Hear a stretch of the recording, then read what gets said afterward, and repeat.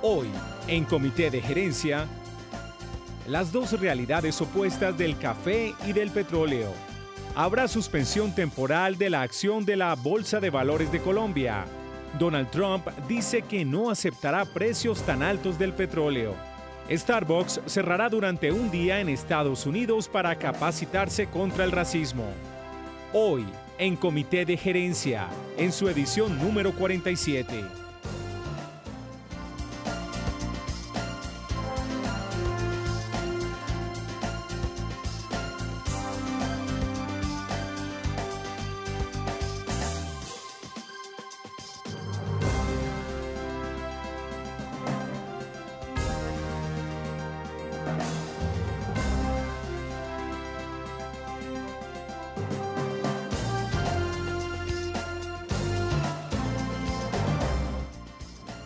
Hola, bienvenido a Comité de Gerencia del canal Cosmovisión con información valiosa que ayuda a crecer su negocio. Esta es la cita que tenemos a las 12:30 del día, luego a las 8:30 de la noche, muchas gracias, con información de emprendimiento, empresas, economía.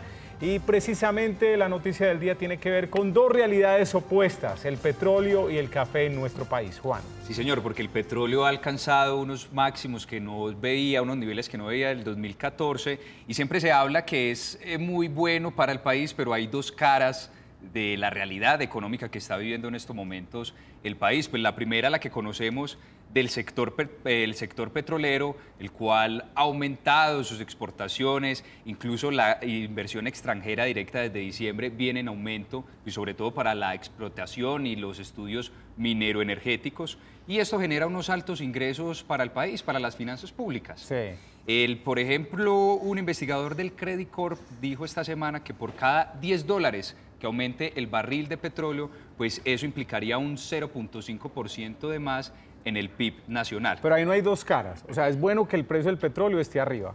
Así se esté revaluando el peso frente al dólar, se compensa. Pasa es que volvemos al efecto de ser petróleo dependientes. Claro. Cualquier movimiento brusco del mercado pues puede ocasionar que pase lo que pasó en 2014, que fue la bajada del barril de petróleo, y eso pues fue uno de los grandes incentivos de la reforma tributaria. Claro, y daña los presupuestos, daña los cálculos de nación. Claro. Aparte de ese riesgo, el punto de convergencia sin duda es la tasa de cambio, es decir, el dólar para Colombia, que ha tenido también unos mínimos que no se veía desde hace 3 años, y esa variable específicamente es la que no le está conveniendo al sector cafetero, ahí sí. Aparte de que los precios internacionales siguen bajando. La revaluación del peso el corrido de este año ha sido de 9%, mientras que la caída de precios internacionales del café ha sido del 6% y los precios internos han sido de más del 10%. El sector cafetero ha hecho sus peticiones ante el Ministerio de Hacienda. Ha hecho 3 peticiones. La primera, la renovación de cultivos, en el cual el Ministerio de Hacienda y Agricultura pues, se comprometió a poder ayudar para que renueven 31.000 hectáreas de cultivo de café. También pidieron subsidios, como si bien se hizo hace 4 años con el paro cafetero, pero los subsidios sí fueron negados. Y una tercera petición ha sido que el Banco de la República intervenga la tasa de cambio. Es decir, para que no siga bajando el precio del dólar, pues si no lo siga afectando. El ministro de Hacienda ha dicho que no, que por el momento no es necesario entrar a intervenir. Recordemos que el Banco de la República pues, puede entrar a intervenir el mercado cambiario, bien sea para controlar el alto precio del dólar, como sucedió a comienzos del 2006, que la idea fue que trajo de las reservas internacionales, inyectó dólares al mercado. En este caso pues sería hacer la operación contraria, recoger dólares del mercado pues, para que pueda subir su precio. No se sabe qué va a pasar con el sector cafetero, pues posiblemente puedan haber dos caminos. Una de ellas se refleja en Guillermo Trujillo, un exsecretario de la Federación Nacional de Cafeteros, que le pide paciencia a los cafeteros y dice, esto ha pasado durante muchos años y es algo cíclico, y siquiera no estamos en temporada de cosecha, es decir, que afecte pues mucho por el volumen. Mientras que por otro lado, un actual directivo de la Federación Nacional de Cafeteros, específicamente de Risaralda, va digamos, a proponer que se recoja un 1% del presupuesto nacional para un fondo de estabilización agraria y así no esté tan expuesto el sector cafetero a lo que pase con el tipo de cambio. ¿Un 1%? Un 1%. ¿Qué haría uno con un 1% para industrias del conocimiento, para industrias de base tecnológica? ¿Hasta qué punto? Obviamente es por bienestar y responsabilidad social con agricultores, pero de pronto ese 1% puede ser muy discutible y disponerse para algo diferente, ¿no? Igual el sector productivo es un sector que finalmente, pues sabemos que Colombia es un país productor de materias primas y de eso pues básicamente es una buena parte, una buena porción de los ingresos nacionales y claro, pues sí es muy válida la postura, pero también obviamente es válida la petición. Y es apostar a lo que dice Luis y la diversificación. Sí. Es decir, pues todos estos sectores están necesitando de una ayuda y sobre todo por la alta cantidad de familias rurales que dependen del precio del café. Tomándole que el café es el segundo commodity más tranchado en el mercado, después del petróleo. Me hacen acordar ustedes, pero ustedes son muy chiquitos, de la canción Café y Petróleo, de Ana y Jaime. Definitivamente somos muy pequeños para la canción. Llegan a buscarla ahora a la casa. Muy bien, tenemos noticias rápidas con Luis y Juliana.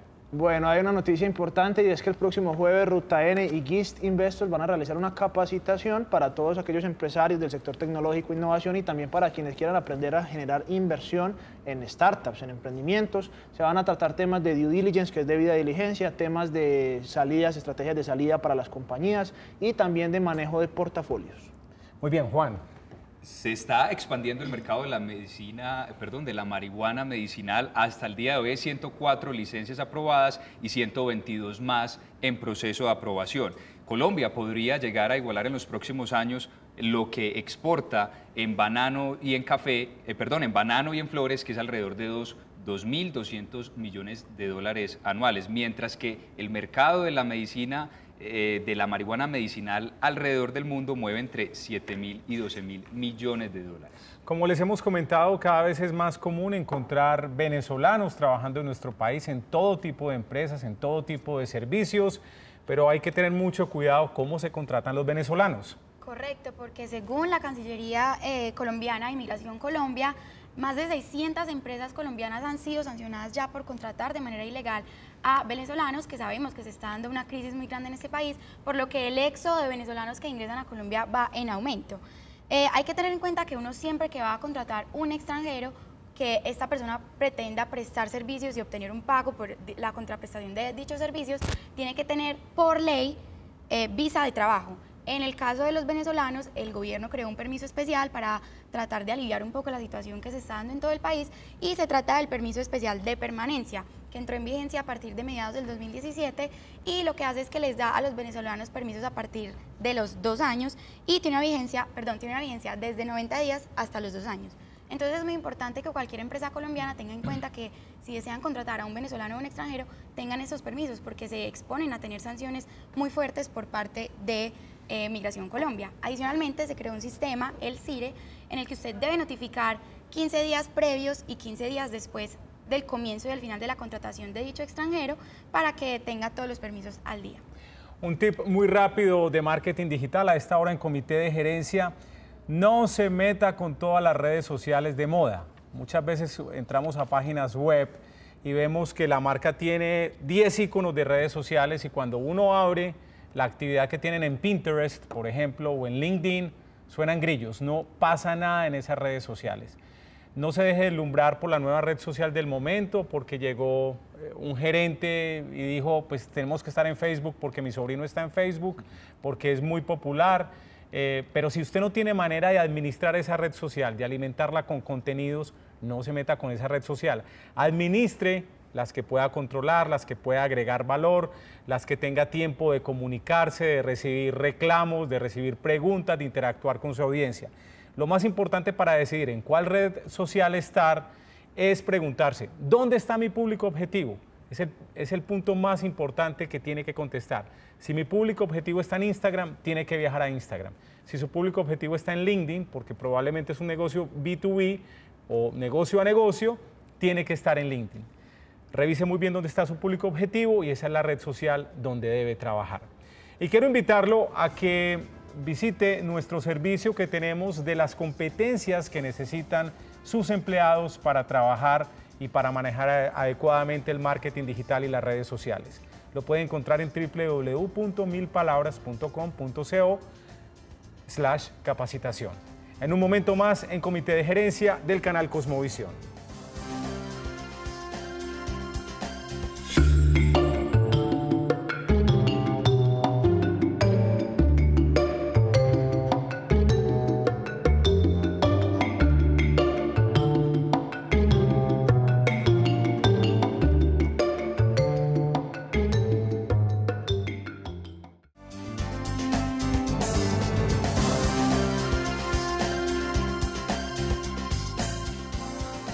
En Twitter nos puede encontrar como Comité Gerencia. También puede ver fragmentos de nuestros videos en Facebook, fragmentos del programa mejor, fragmentos en video en Facebook como Comité de Gerencia Cosmovisión y en el canal Cosmovisión en YouTube.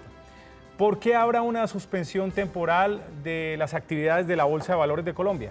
Santiago, porque en el mes de marzo la Asamblea de la Bolsa de Valores de Colombia decidió hacer un split inverso. Entonces comencemos. Primero, ¿qué es un split inverso? Y antes de eso, recordemos que la bolsa, pues aparte de ser ese mercado donde se negocian acciones y diferentes instrumentos de inversión, también tiene una acción que se llama la bolsa. Entonces, de esa es la que estamos hablando, que va a suspender sus negociaciones desde el 24 hasta el 30 de abril.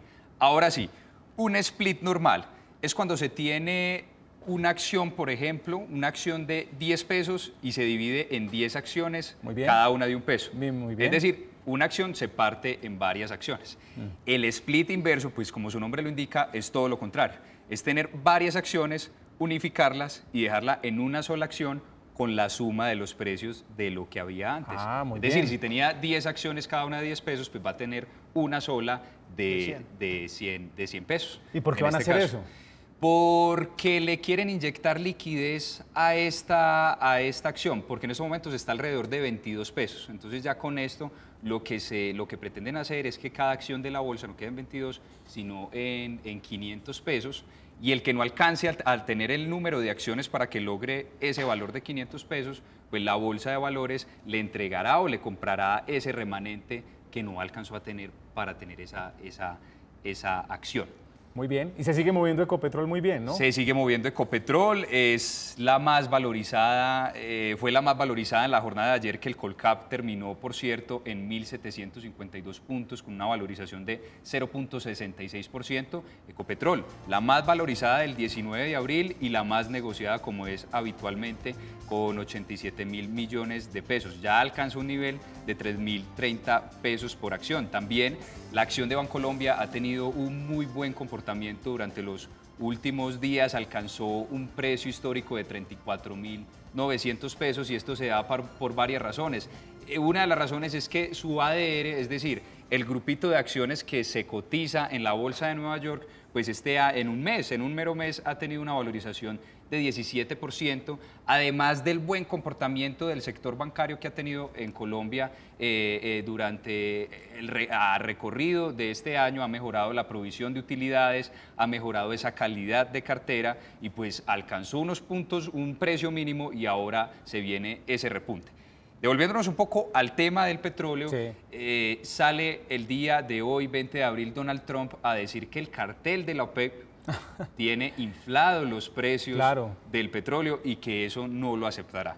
Efectivamente, había tocado un poco el precio del petróleo esa noticia, una ligera baja, pero además de Donald Trump, hay otros que también creen que ese precio del petróleo podría bajar. Este es el caso de Barclays, el cual dice que los precios del petróleo colapsarán para finales de este año y que la sobreproducción que había quitado el recorte de la OPEP pues podría volver. Recordemos que este recorte de la OPEP fue entre los países miembros de esta organización y Rusia, que es el mayor productor de petróleo a nivel mundial, y hasta el día de hoy se ha cumplido en un 134%. Empresarios proponen un revolcón al modelo productivo del país. ¿De qué se trata, Luis?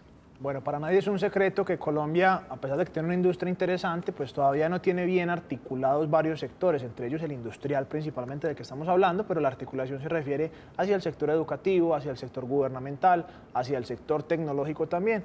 Entonces, hay un grupo de pensadores empresarios que se llama Think Tank, conformado y que empezaron a realizar unas propuestas interesantes hacia el 2025. Claro que le llaman Think Tank como a los centros de pensamiento. Sí, correcto, ideas, a los centros de pensamiento y básicamente hay varias industrias que quieren apuntarle, la agroindustria, el desarrollo forestal, el sector del turismo sostenible, sector farmacéutico, entre otros. Pero lo interesante de este artículo es que tiene 4 propuestas bien concretas para cumplir y para dar pues efectivamente. Antes de que pases a las propuestas, me llamó la atención que de esos sectores que ellos quieren impulsar, apenas uno coincide con el clúster de Medellín. Obviamente esto es propuesta país, pero me llamó la atención que... Precisamente se trata básicamente de cómo articular, bueno, una de las fortalezas es articular los sectores, en este caso sector tecnológico, sector industria, sector educativo. Esa es una de las propuestas, que es precisamente articular la educación y el entrenamiento. No necesariamente todos tienen que ser universitarios. También hay, o sea, se nota que hay de pronto una falta de comunicación entre el sector industrial y el sector educativo, en el que los profesionales pues salen de pronto preparados, pero de pronto no hay tantas vacantes. Y precisamente una de las entidades llamadas a fortalecer este tema es el SENA, que es el Servicio Nacional de Aprendizaje. Una de las propuestas interesantes es dedicar el 30% de los recursos del SENA para las empresas lo que aportan, que lo puedan realizar como un aporte para contrataciones futuras, para contratar entidades certificadas, porque esto es un rubro importante, la certificación de las entidades educativas es un rubro muy importante para todo el sistema. Otra propuesta interesante que dibujan dentro de todo este mecanismo, articulación, no, esta la acabo de leer, eficiencia del Estado para el desarrollo. Una de las, digamos, de los grandes obstáculos que tenemos es que el Estado es poco eficiente. Lo hablábamos ayer, por ejemplo, con Patrick, que tuvimos de invitado. Hay muchísima burocracia en el papeleo. Cuando un inversionista viene acá necesita mucho papeleo, mucho trámite, muchas cosas, muchas arandelas para poder fortalecer o realmente llevar a cabo su inversión. Y eso no es normal en un país competitivo. También proponen, por ejemplo, desde el punto de vista de turismo y comercio, ProColombia, Bancoldex, crear un consejo coordinador de desarrollo sostenible y políticas de desarrollo. Bueno, ahí el informe es bastante completo, pero lo más interesante y lo que más rescato, pienso yo, que es el tema de articular, o sea, que se hable muy bien las industrias, el sector industrial, el sector educativo, el sector gubernamental, el sector tecnológico, que aquí lo tratamos mucho en comité de gerencia. Cómo podemos comunicarnos bien para que la industria avance de una forma más rápida y obviamente de una forma mucho más contundente. Me parece muy bien proponer, plantear, escribir, planear. El tema es quién va a ejecutar, quién va a implementar las cosas, ¿no? Que ya tenemos ejemplos suficientes en el país de que, como dicen, el papel aguanta todo, ¿no? Pero muy buenas propuestas, muy buenas ejecutarlas. En cambio, los que sí toman acción ante las eventualidades y los problemas son empresas importantes como Starbucks. ¿Qué fue lo que pasó con esta cadena de cafeterías? Les llegó recientemente un video viral de Starbucks. El tema racista, el tema del racismo. ¿No vieron de pronto el video? Yo no lo vi, ¿qué pasó? Bueno, el anuncio que realizó Starbucks de que va a cerrar sus más de 8.000 locales el 29 de mayo, toda la tarde, para capacitar a todos sus empleados en temas de racismo, llega después de que este video se volviera viral. Y en este video lo que se puede ver es que 2 personas negras estaban en el establecimiento, no habían pedido nada de comer y pidieron usar el baño. Sí. Y el gerente sintió que estaban allanando el establecimiento, llamó al 911 y pidió que se los llevaran. Entonces, de inmediato se volvió polémico el asunto porque otro usuario de Starbucks estaba ahí, grabó toda la situación, lo subió a redes y dijo, ¿qué está pasando? A mí como era una adolescente de 20 años que grabó todo y dijo, yo soy una persona blanca y nunca me ha pasado algo así por estar sentada en Starbucks. Porque a ellos sí les pasa. Y después se pudo aclarar que ellos estaban esperando a otra tercera persona para tener una reunión de negocios. Entonces se volvió viral. De hecho, posteriormente el CEO de Starbucks, Kevin Johnson, se reunió con estas 2 personas que se vieron afectadas en este evento y les pidió perdón, pero claramente en redes sociales ya han establecido que eso no es suficiente, deben tomar acción y por eso se decidieron a realizar una enorme capacitación a sus más de 175.000 empleados, porque no solo van a cerrar locales, sino también oficinas operativas y los van a capacitar en temas de racismo, cómo operar cuando hay situaciones incómodas y cómo actuar en ese tipo de situaciones, además de saber manejar las redes sociales. cómo afrontar una crisis de redes sociales. En esta época, cualquier actitud de cualquier empleado de la empresa no es solamente con el cliente, sino con el mundo entero. Claro. Cualquier actitud mal realizada, de pronto un procedimiento mal hecho, o en este caso que evidentemente o que posiblemente haya sido un tema de pronto racial, sí, pues se vuelve viral y de un momento a otro todo el mundo, pues, claro. o sea, ya todo el mundo podría, hasta podrían inventarse un hashtag de... Sí, no, debe haber. De hecho, en redes sociales como que hubo un llamado para realizar un boicot contra Starbucks y por eso ellos de una salieron a decir, no, esperen, vamos a tomar estas medidas que de hecho va a tener repercusiones para ellos porque se cree que van a perder, bueno, no se cree, van a perder muchísimo dinero, pero vale la pena porque hay que hacerlo. Sí, pero yo creo que tiene un retorno también la actitud de Starbucks de reconocer el problema y de tomar acciones. Porque es que no se le vuelve mucho más es grande. que tomar acciones no es solamente responder unos tweets o sacar un contenido en redes sociales, sino tomar una acción real frente al problema que tuvieron. Muy interesante. Juan, ¿qué pasó con los mineros de Bitcoin? Pues en esta ocasión Morgan Stanley ha dicho que con el precio actual del Bitcoin, los mineros de Bitcoin están perdiendo dinero, puesto que por debajo, mientras que esta criptomoneda esté por debajo de los 8.600, no alcanzarán su punto de equilibrio por los altos costos de energía.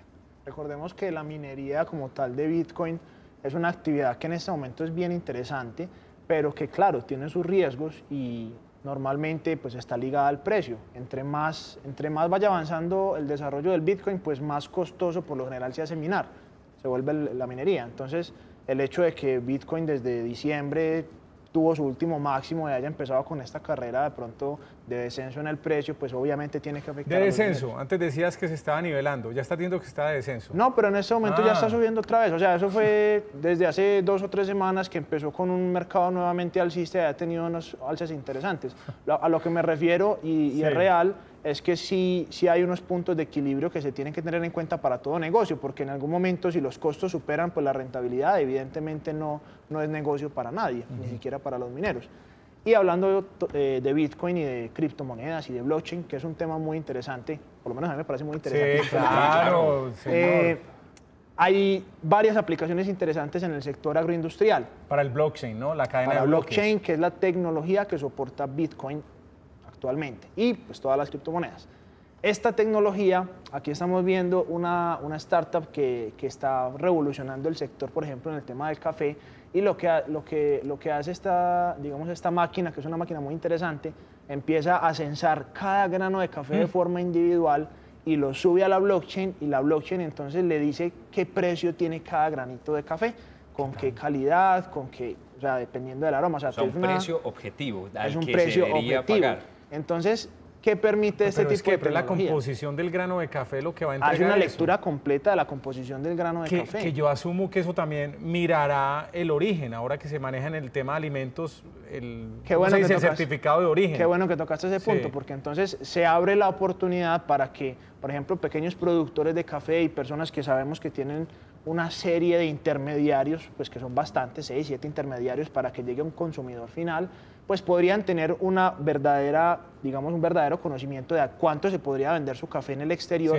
cuántos intermediarios han pasado por esa cadena productiva, si su café podría venderse en X cantidad de dinero y solo esté recibiendo de pronto una décima parte de lo que vale. O sea, permite realmente limpiar mucho esa transparencia en los negocios, temas de responsabilidad social con las empresas. Incluso esta aplicación permite en video en vivo ver quién es el productor de ese café que usted está recibiendo. Y como se lo dije en algún momento con el tema de blockchain, está tratando, de eliminar ese tema de la confianza, que hay veces es abusiva, porque aquí, por ejemplo, el vino, si usted se lo vende y le dicen que el cultivo es de, qué sé yo, de Mendoza, Argentina. De Mendoza, Argentina, como dice en el artículo, pues usted confía que es así. Claro. Pero esto le permite a usted verificar, o sea, que sí sea así. Entonces ahí hay una bondad muy enorme para la tecnología blockchain y para los caficultores y para todo el sector agropecuario. Y que ahí el reto es que lo integren las entidades gubernamentales, los sectores gremiales, porque una persona en jardín, un caficultor en jardín puede decir, listo, este grano de café me vale esto, pero en Nueva York, pero ¿cómo va a hacer para llevarlo hasta allá? No, y está la barrera tecnológica, evidentemente, pues un caficultor posiblemente no tenga las herramientas y la educación en este momento suficientes. Seguramente tiene la habilidad, pero no tiene las herramientas ni la disponibilidad de la tecnología para entender el potencial que podría representar esto para su propio negocio. Te confieso que entiendo más me gusta más y creo que es más útil el blockchain que la Bitcoin. Total. ¿Cierto? Es que, como se los he dicho, Bitcoin es el protagonista. Sí. Ese es el nombre bonito y, Sí. y funciona y es la cara visible y es la que absorbe la mayoría de, digamos, de eventos. Pero la que más va a causar revolución y la que está haciendo revolución en la industria es el blockchain, la cadena de bloques. En un momento regresamos a Comité de Gerencia, tenemos noticias de Adidas, de SpaceX y nuestro invitado, Fernando Cárdenas, de Leaf Growth and Innovation, estará hablando de inversionistas, de emprendedores, de cómo los emprendimientos pueden buscar fondos de capital. En un momento aquí en Comité de Gerencia.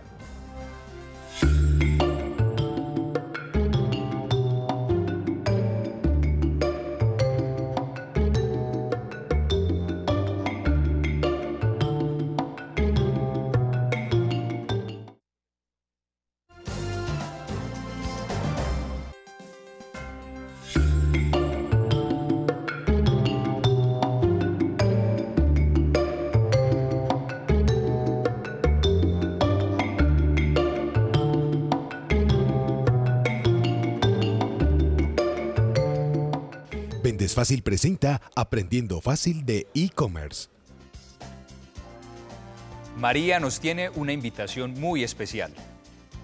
Ella tiene su propia empresa y hoy será una tienda virtual. Gracias a Vendes Fácil, plataformas empresariales, la forma más fácil de vender por internet. Tu empresa también puedes tener su propia tienda virtual. Esta te permite crear tu catálogo de productos con fotos, descripciones y videos. Lo mejor de todo es que tu tienda virtual es sin costo y con múltiples beneficios. Primero, beneficios de la tienda virtual.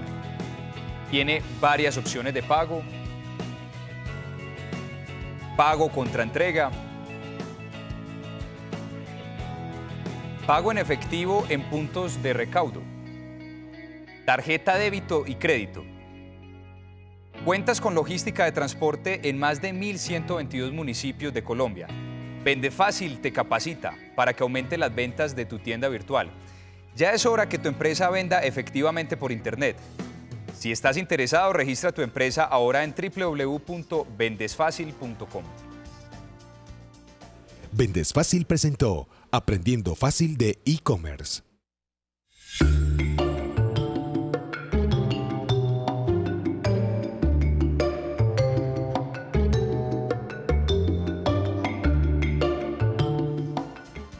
Y en otras noticias en Comité de Gerencia les contamos que la famosa tienda Adidas cerrará muchas de sus tiendas físicas para impulsar sus ventas por internet.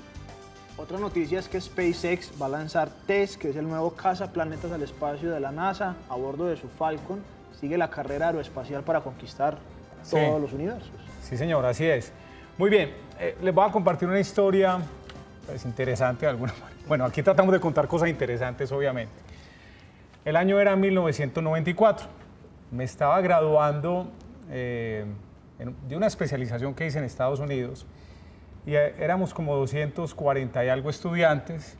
Entonces dice el presentador de la ceremonia, dice, bueno, nuestro mejor estudiante de este año es latinoamericano. Yo, qué buen hombre, pues por la orgullo de la raza, pues en Estados Unidos que un latino se gane este premio, qué bien. Más exactamente de Colombia. Yo, maravilloso, Colombia, qué buen hombre, pues para cambiar la fama que tenemos en Estados Unidos, muy bien. Más concretamente, el estudiante ganador es de Medellín. Yo, Dios mío, Seré yo, señor. Después, su pregrado lo hizo en la Universidad Pontificia Bolivariana. Yo, me gané esto. Ya te estás parando. Me lo gané, ya me iba a parar. Bueno, el señor ganador de esa promoción es nuestro invitado de hoy, Fernando Cárdenas, no era yo. No era de la Facultad de Comunicación, sino de la Facultad de Ingeniería Mecánica. Es Fernando Cárdenas de Leaf Growth and Innovation. ¿Cómo estás, Fernando? ¿Bien? Bien, Santiago. Muchas gracias por la invitación. Sí, señor. Tuve el placer de ser compañero de estudio de Fernando, de ser roommate en Boston, que vivimos juntos, y también de ser socio en un emprendimiento que intentamos, eso es lo importante. Y aprendimos. Y aprendimos mucho, que es lo importante. Sí, señor.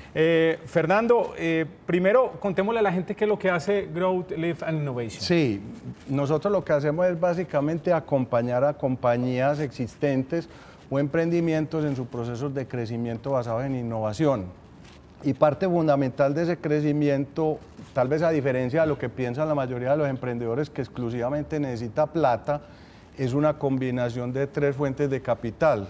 Capital financiero, que obviamente para crecer las empresas se necesitan recursos, pero también capital gerencial, prácticas gerenciales acordes, y ahorita vamos a profundizar en el tema, acordes al momento histórico de la compañía. Y tercero, capital relacional o capital social, contactos para abrir mercados, para conseguir talento, para conseguir aliados. ¿Cómo encontraste esta oportunidad de negocio para crear la empresa? ¿Cuál fue ese momento, esa epifanía? Sí, yo trabajaba antes en un fondo de capital privado donde hacíamos inversiones, y en el proceso de conocer muchas empresas llegué a la conclusión de que en Colombia hay emprendedores y empresarios muy interesantes, en negocios muy interesantes, pero notaba una falla en la capacidad, digamos, de los emprendedores y de los empresarios para interactuar con inversionistas profesionales. Entonces llegué a la conclusión de que había una oportunidad para trabajar desde el lado de los empresarios hacia los inversionistas.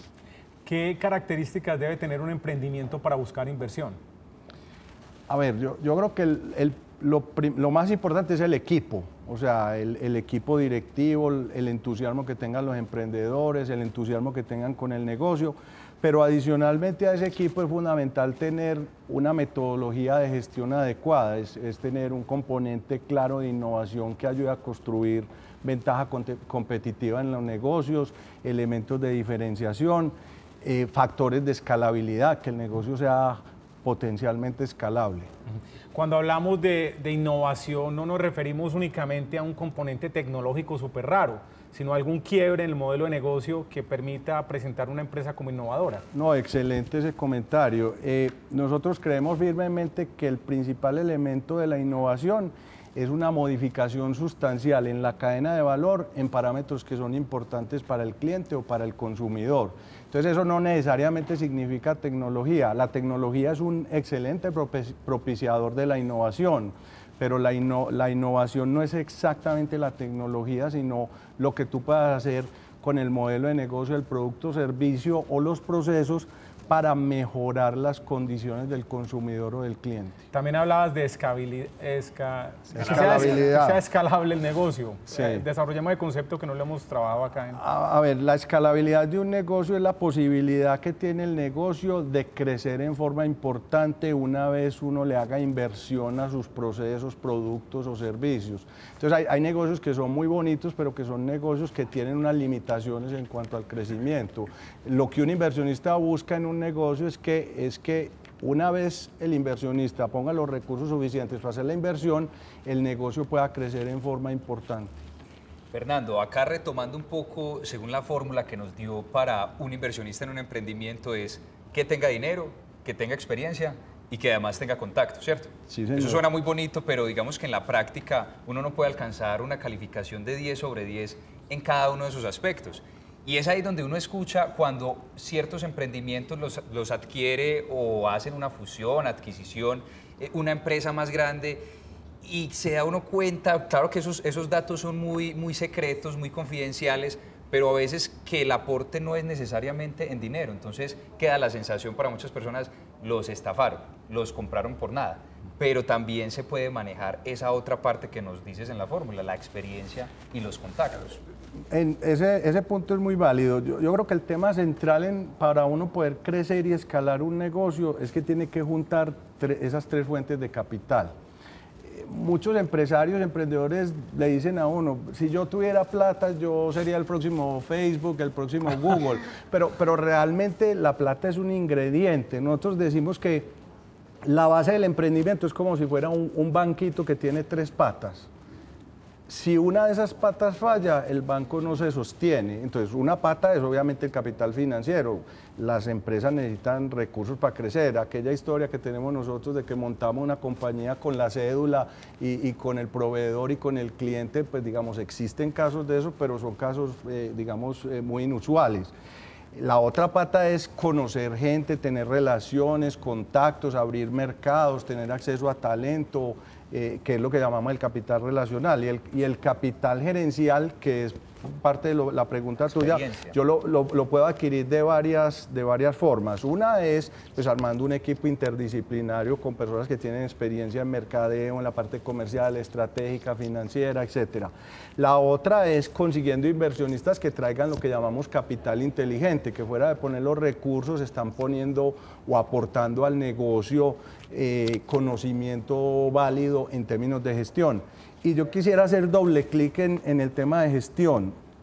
Una de las cosas más importantes es entender que la gestión de la compañía es muy distinta en cada una de sus fases de crecimiento. Entonces, los problemas que tiene una compañía en una fase apenas de creación, donde estamos haciendo prototipos, estamos experimentando con el modelo de negocios, son unos, y las soluciones y las herramientas son diferentes. Cuando yo ya tengo una compañía que está saliendo al mercado y lo que está es probando lo que nosotros llamamos probar tracción, probar que la gente le gusta el producto o servicio y lo empieza a comprar y está dispuesto a pagar por él, entonces en ese momento las herramientas empiezan a ser distintas. Ahí necesitamos poder industrializar el producto, desarrollar la cadena de suministro y todo eso. Después viene una fase de a la gente le gusta el producto o el servicio, vamos a crecerlo, vamos a escalar. Cuando vamos a escalar, los problemas ya son distintos. ¿Cómo construyo canales de distribución? ¿Cómo hago actividades de mercadeo? ¿Cómo gano participación en el mercado? Y finalmente llega una fase de madurez donde lo importante es la rentabilidad y el problema es distinto y las herramientas son distintas. En mi opinión, en lo que vemos nosotros en el ecosistema nuestro de emprendimiento y en los empresarios, la gente confunde las herramientas. Entonces utiliza herramientas de etapas de madurez para problemas en etapas de creación de las compañías y eso dificulta mucho el proceso de crecimiento y el proceso de financiación. Fernando, referente, digamos, desde el punto de vista del inversionista, que yo sé que tu foco más es el empresario, pero esto es una pregunta personal porque yo es una inquietud mía. Sí.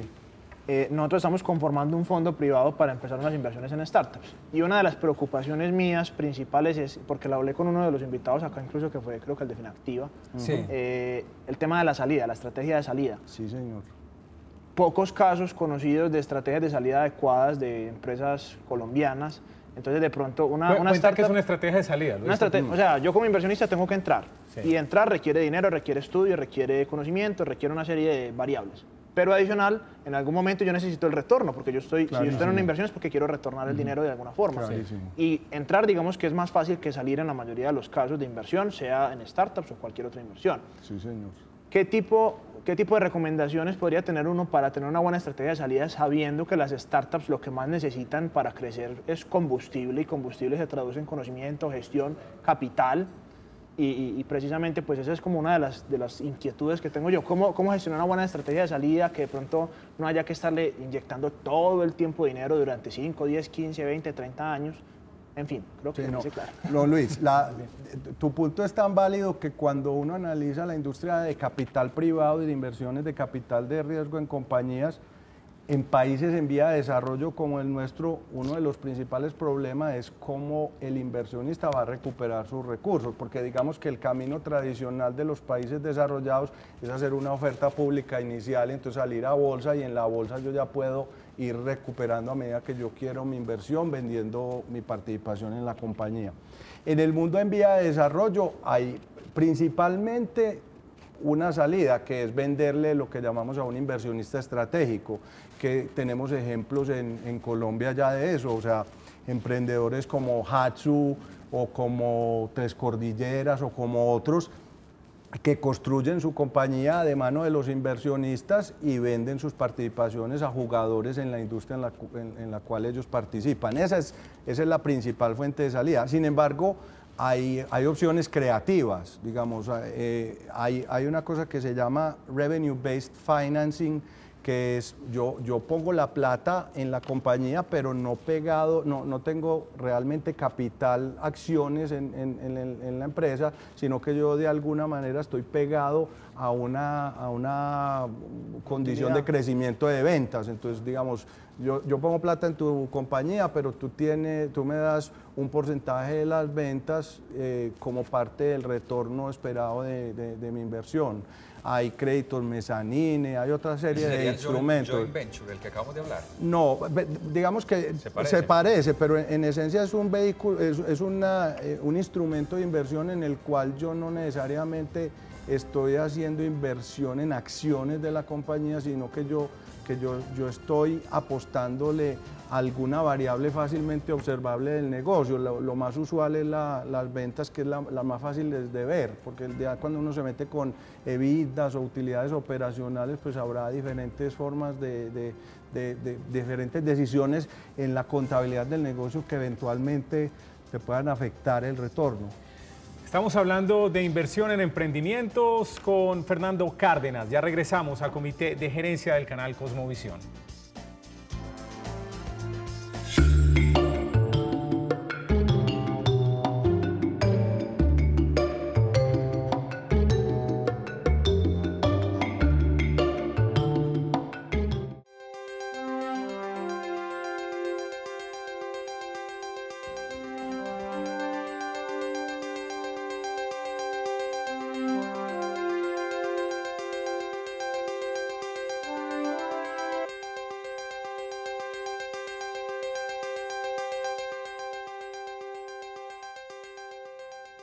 Regresamos a Comité de Gerencia del canal Cosmovisión. Estamos hablando hoy con Fernando Cárdenas de Leaf Growth and Innovation. Fernando, cuéntanos cómo está el ecosistema de emprendedores, de inversionistas. ¿Ha crecido esa relación? ¿Ha crecido ese ecosistema? Sí, Santiago.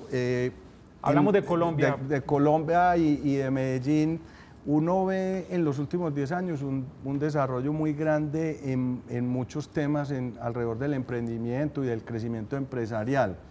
Uno de los temas en los que más hemos avanzado, a mi juicio, es en el tema cultural.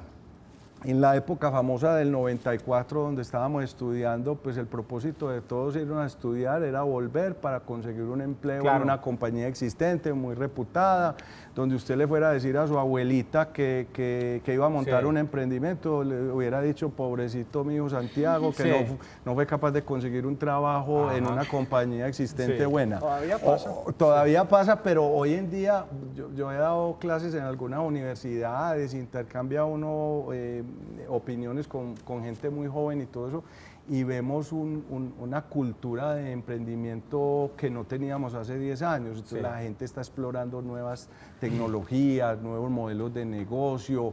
Yo me reúno todo el tiempo con personas que tienen ideas o personas que ya tienen compañías existentes, y uno ve que hay gente pensando en cosas muy interesantes, y hemos perdido un poquito el miedo a ensayar, a montar emprendimientos que no funcionen. En eso hemos avanzado mucho. En el tema de financiación del emprendimiento también hay pasos importantes, hay la red de ángeles inversionistas, hay la constitución de fondos de capital de riesgo, hay gente que está montando inversiones, pues, fuentes de inversión o vehículos de inversión para apoyar estas etapas. Todavía nos falta.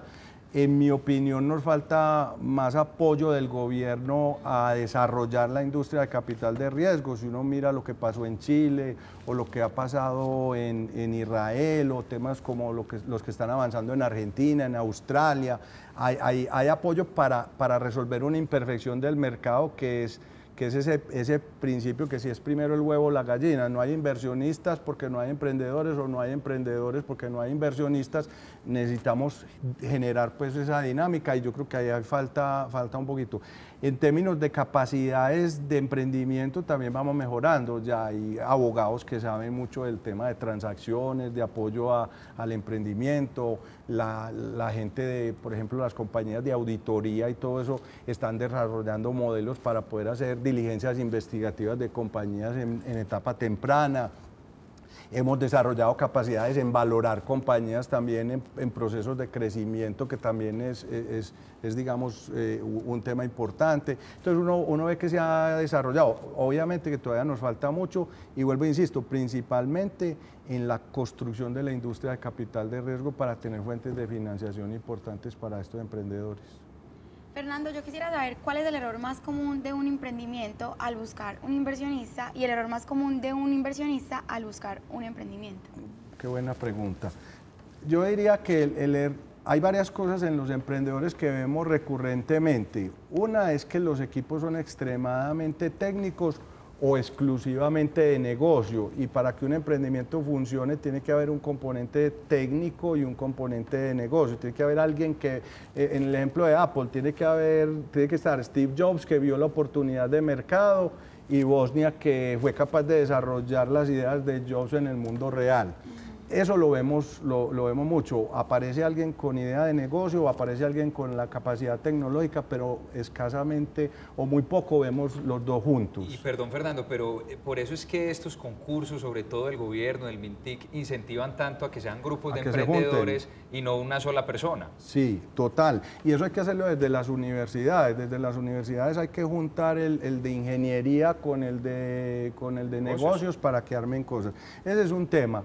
Lo otro es que la gente sale a buscar la plata sin estar listos, y digamos que parte fundamental de lo que a nosotros nos gusta hacer es, venga, usted tiene que estar preparado antes de salir a buscar la plata para que usted sea dueño de su propio destino, porque es que usted no sale a pedir plata para un negocio interesante como cuando uno va pasando pues la coca para que le aporten para una vaca o cierto. Usted invita a inversionistas a un negocio muy atractivo. Entonces la gente sale muy rápido a buscar la plata sin primero hacer un ejercicio organizado de construir lo que llamamos un caso de inversión, cuáles son las ventajas competitivas del negocio, cómo lo voy a escalar, por qué es difícil de copiar, cuánta plata necesito, cuánto vale la compañía para saber qué porcentaje de participación le tengo que dar al inversionista. Incluso pasa mucho que buscan, pues a mí me pasa que buscan capital de inversión, y me ha pasado en varias ocasiones, y ni siquiera tienen la idea del negocio. O sea, es una idea de negocio, ni siquiera la han validado en el mercado. Como que, ay, sí, yo tengo esta idea muy buena y yo creo que vale 60 millones de pesos, pero no hay una base, ni siquiera un mercado que te responda, ni siquiera unas ventas como unas ventas iniciales, por lo menos para saber que sí existe el producto, el servicio y demás. Y eso es un error que considero yo también que es bastante común en el ecosistema. También muchas veces vemos empresarios que tienen un PowerPoint y dicen que vale 5 millones de dólares, ¿cierto? Entonces también, digamos, hay cierta falta de realismo. Porque es que ahorita tú decías al principio, bueno, ¿y quién va a ejecutar? Es que yo tengo una idea y bueno, me organicé mentalmente y la puse pues en un plan de negocio muy bien estructurado y todo eso, pero hay que volverlo realidad. Ahora, desde el punto de vista del inversionista, ¿qué pasa? En el proceso de desarrollo que hablábamos ahora, no todos los inversionistas, digamos, que tienen exposición al tema de lo que nosotros llamamos compañías en ambiente de alta incertidumbre. Entonces, los inversionistas están acostumbrados a cosas que son mucho más fáciles de cuantificar. ¿Cuánto me renta una bodega? ¿Cuál es el arrendamiento de tal cosa? ¿Cuánto le puedo sacar al ganado? Cuando te metes en temas de emprendimiento o en empresas en procesos de crecimiento basado en innovación, hay mucha incertidumbre. Muchos de los inversionistas nuestros no saben, se sienten incómodos en ese ambiente de incertidumbre. Entonces, eso puede ser parte de lo que... Lo otro es que el proceso, digamos, de profundización a la hora de invertir en una compañía es importante. O sea, también la gente pasa que se entusiasma mucho con la idea y suena muy buena la idea y ahí mismo le ponen los recursos. Hay que hacer una diligencia investigativa, hay que entender bien las ventajas competitivas del negocio, hay que entender los riesgos, cosas de esa naturaleza. Fernando, muchas gracias por acompañarnos. Bueno. Es Fernando Cárdenas de Leaf Growth and Innovation, hablando de inversionistas, de emprendedores, del ecosistema de emprendimiento en nuestra ciudad. Mañana no, el lunes. ¿Quién viene mañana? Nadie. Bueno, entonces el lunes. Creo que nadie. Si quiere, venga. El lunes nuevamente la cita en Comité de Gerencia del canal Cosmovisión. Hasta pronto. Chao. La siguiente sección es patrocinada por Maestranza, Gestión Inmobiliaria. En Medellín están haciendo una opción pionera y líder en el país de financiamiento para vivienda que sea amigable con el medio ambiente, en la cual los compradores, los constructores y las entidades financieras salen beneficiados. Las personas que adquieran una vivienda a través de un crédito o leasing con entidades financieras podrán acceder a beneficios adicionales en la tasa de financiación siempre y cuando el proyecto sea considerado sostenible. Para entidades financieras como Bancolombia, es necesario cumplir con una serie de requisitos para que un proyecto inmobiliario sea apto para las hipotecas verdes. Tenemos un beneficio en términos financieros para nuestros clientes, tanto los constructores como nuestros clientes de las hipotecas, nuestros clientes personas naturales en la parte de largo plazo. Para los constructores que cumplan con estos criterios de sostenibilidad en sus construcciones, vamos a estar ofreciendo una tasa reducida, un costo más bajo en términos financieros de 0.60 puntos básicos. Es decir, si la tasa de financiamiento, por ejemplo, es del 7, va a estar pagando una tasa del 6.40. Eso es un beneficio importante en unos proyectos que tienen unos costos igualmente relevantes para el proyecto. Y para nuestro cliente en el largo plazo, ese que va a tomar esta denominada hipoteca verde, que lo mencionamos como vivienda sostenible, va a tener un beneficio que puede ser hasta de 100 puntos básicos. Si la tasa de interés, por ejemplo, de nuestro cliente en el largo plazo es del 8%, la tasa para estos créditos verdes es una tasa del 7%. Es un costo muy importante que al hacer el análisis de largo plazo en un crédito de 15 o 20 años va a traer muchos beneficios. Es importante entender igualmente que ese beneficio en tasa para el cliente de largo plazo va en los primeros 7 años. Entonces, de ahí hacia adelante la tasa se estructura nuevamente, pero ese valor es suficiente para poder cubrir eventuales sobrecostos que tenga la construcción, que cada vez es más similar al costo de una construcción convencional, pero va a poder vivir en una vivienda sostenible que le va a traer muchos beneficios en términos financieros, en términos de calidad de vida y en una mejor sintonía con todos los temas de medio ambiente. Entre los criterios que se tienen en cuenta para otorgar el aval se incluyen variables como la ubicación, los materiales, el uso de energías renovables y el uso eficiente de agua y energía que en corto, mediano y largo plazo impulsen estos proyectos. En la actualidad contamos con diferentes líneas de financiamiento. Hay líneas que tenemos estructuradas para el tema de vivienda, como el caso que venimos hablando alrededor del tema de hipotecas verdes, pero también tenemos líneas verdes para otras ecotecnologías que son incorporadas en proyectos, por ejemplo, proyectos institucionales o proyectos comerciales. Ahí, dependiendo de los tipos de tecnologías que se van a implementar, tenemos tasas igualmente muy beneficiosas para nuestros clientes que son más económicas que las tasas comerciales. Entonces podemos financiar diferentes tipos de proyectos en el sector, no solamente los proyectos de vivienda, sino otros proyectos comerciales y también en línea institucional. Si desea ampliar la información, visite nuestro sitio web www.maestranza.com.co o llámenos al 366-3852. Maestranza, Gestión Inmobiliaria. Encuéntrenos en Facebook y YouTube como Maestranza, Gestión Inmobiliaria, en Instagram y Twitter como Maestranza GI. La anterior sección fue patrocinada por Maestranza, Gestión Inmobiliaria.